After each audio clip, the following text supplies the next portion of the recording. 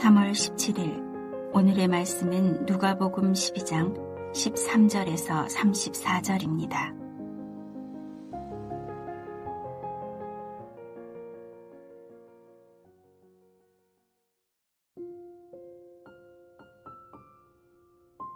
무리 중에 한 사람이 이르되 선생님, 내 형을 명하여 유산을 나와 나누게 하소서 하니 이르시되 이 사람아, 누가 나를 너희의 재판장이나 물건 나누는 자로 세웠느냐 하시고 그들에게 이르시되 삼가 모든 탐심을 물리치라. 사람의 생명이 그 소유에 넉넉한 데 있지 아니하니라 하시고 또 비유로 그들에게 말하여 이르시되 한 부자가 그 밭의 소출이 풍성하매 심중에 생각하여 이르되 내가 곡식 쌓아둘 곳이 없으니 어찌할까 하고 또 이르되 내가 이렇게 하리라. 내 곡간을 헐고 더 크게 짓고 내 모든 곡식과 물건을 거기 쌓아두리라. 또 내가 내 영혼에게 이르되 영혼아, 여러 해 쓸 물건을 많이 쌓아두었으니 평안히 쉬고 먹고 마시고 즐거워하자 하리라 하되 하나님은 이르시되 어리석은 자여 오늘 밤에 내 영혼을 도로 찾으리니 그러면 내 준비한 것이 누구의 것이 되겠느냐 하셨으니 자기를 위하여 재물을 쌓아두고 하나님께 대하여 부요하지 못한 자가 이와 같으니라.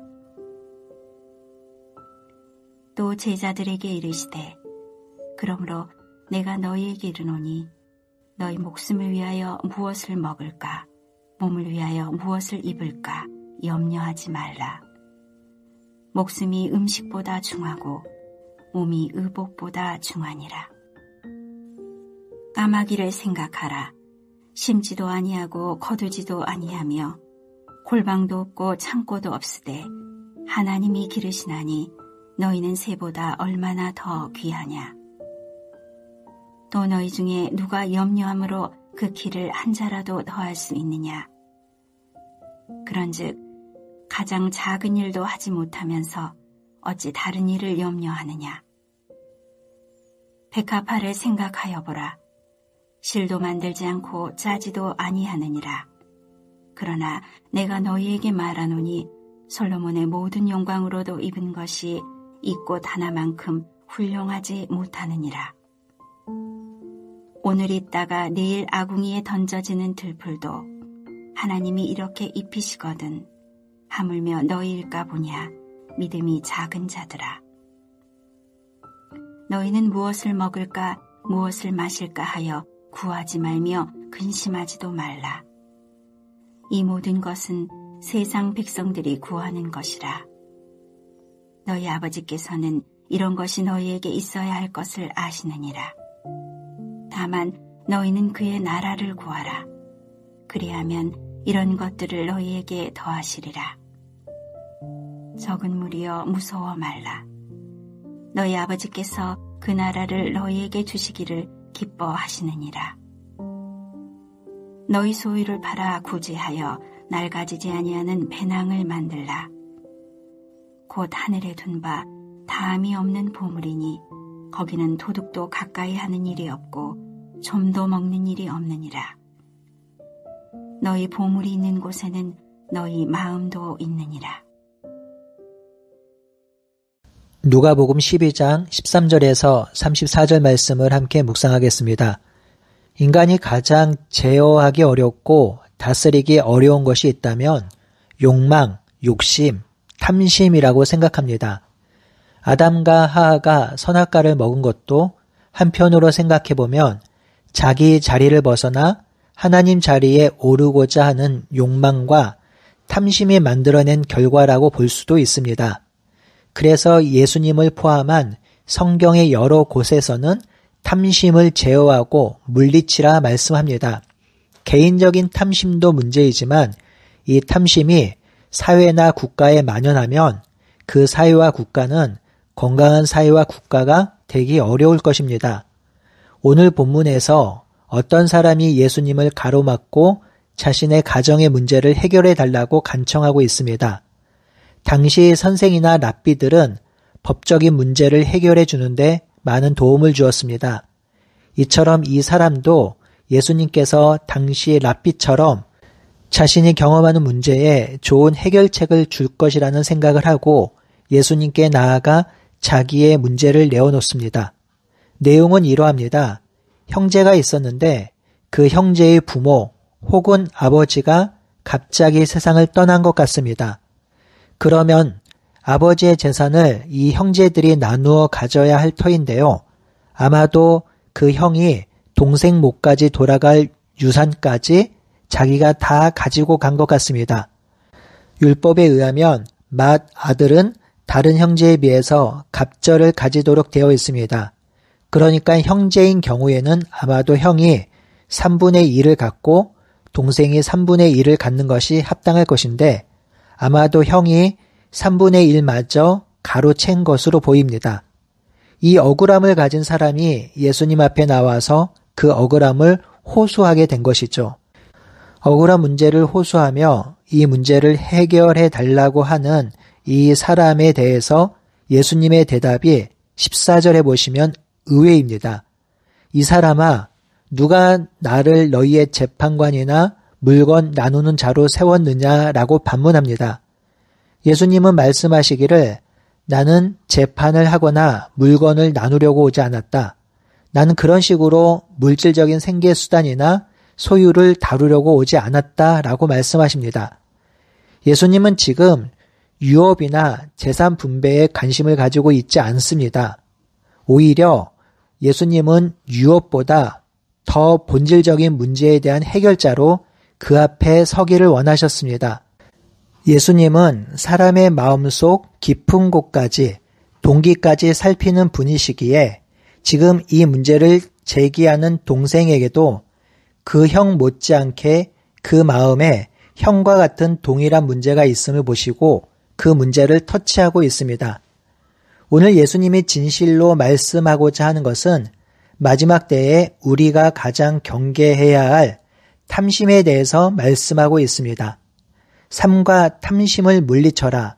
사람의 생명이 그 소유에 넉넉한 데 있지 아니하다라고 말씀하시죠. 이 형제들의 문제는 재산 문제가 아니라 탐심이었습니다. 형과 동생 모두에게 탐심이 깔려 있습니다. 두 사람 모두 탐심이 있는 한 어느 누구도 만족을 할 수 없습니다. 이 탐심은 부자라고 더 있고 가난하다고 덜 있는 것이 아닙니다. 인간이라면 경험하고 갖고 있는 것이 바로 이 탐심입니다. 예수님은 16절에서 21절의 비유를 통해서 왜 그토록 탐심을 경계하셨는지를 설명합니다. 첫 번째 탐심이란 끝없는 욕심으로 나아가기 때문입니다. 이 비유에서 보면 부자의 독백이 나오지요. 내가 곡식을 쌓아둘 곳이 없으니 어찌할꼬 가로되 내가 이렇게 하리라. 내 곡간을 헐고 더 크게 짓고 내 모든 곡식과 곡식을 거기 쌓아두리라. 이 짤막한 독백 가운데 반복되는 단어가 있습니다. 바로 나라는 인칭 대명사입니다. 개정개혁 성경에 적어도 6번이나 나라는 단어가 반복적으로 나옵니다.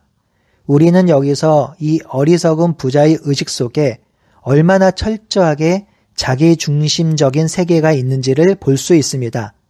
중요한 것은 자기만 위하고 있습니다. 이것은 잘못입니다. 자기만을 위한 삶을 살 때 이때부터 우리는 탐심이라는 늪 속에 빠져들어 가기 시작하고 그때부터 우리는 탐심의 지배를 받기 시작합니다. 그리고 일단 우리가 탐심의 지배를 받게 되면 철저하게 이기적인 삶을 살게 됩니다. 18절에 보면 더 크게 짓고 더 많은 물건을 쌓아두리라. 더 많은 물건, 더 많은 곡식, 더. 이러한 모습이 탐심에 사로잡힌 전형적인 모습입니다. 둘째로 탐심은 이웃을 향해서 문을 닫아버리게 만듭니다. 본문에 나타난 부자의 독백을 가만히 살펴보면 이 부자의 독백 가운데 이웃이 고려된 흔적이 있나요? 이웃이 언급된 적이 있나요? 이 부자의 독백 가운데 당신이라는 말이 나온 적이 없습니다. 내가 이렇게 하리라. 내가 이 곡식을 어찌할꼬 내가 곡간을 헐고 내 곡식과 내 물건을 거기 쌓아두리라. 이 부자의 언어 속에는 당신이라는 말이 존재할 여백이 없다는 사실을 우리가 확인해 볼 수 있습니다. 탐심으로 가득 찬 사람에게는 이웃이 들어올 틈이 없습니다. 어려운 지체나 힘든 지체나 아픈 지체가 들어올 여지가 없습니다. 온통 자기 욕망에 사로잡혀 부만 쌓으려고 합니다.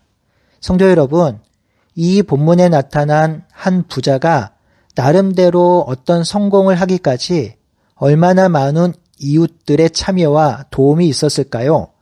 그가 농사를 짓기 위해서 씨앗 가게의 주인의 도움을 받아 씨를 뿌렸을 것입니다.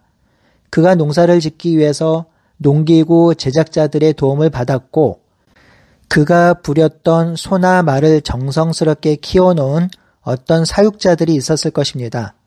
그의 밭을 일구는 작업을 위해서 많은 소작인들의 도움을 받았을 것입니다.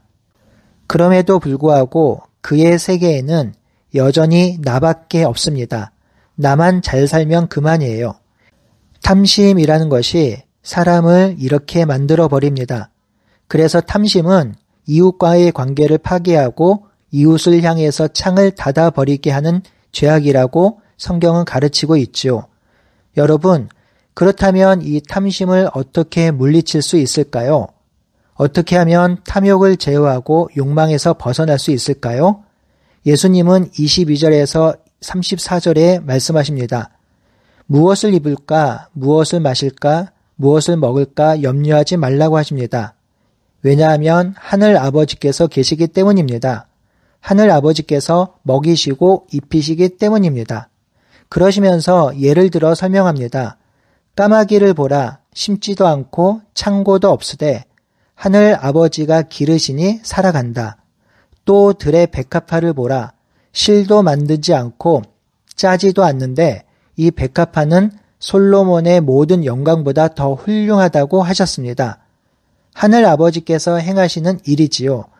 예수님은 까마귀와 백합화를 예를 들면서 그것을 먹이시고 살리시는 하나님의 일하심을 바라보라고 합니다. 그러면서 까마귀와 백합화를 먹이시고 키우시는 하나님의 그 사랑으로 이 땅이 지켜지고 보호되고 인도되는데 하물며 하나님이 친히 하나님의 형상으로 지은 인간인들 어떠하겠느냐고 하십니다.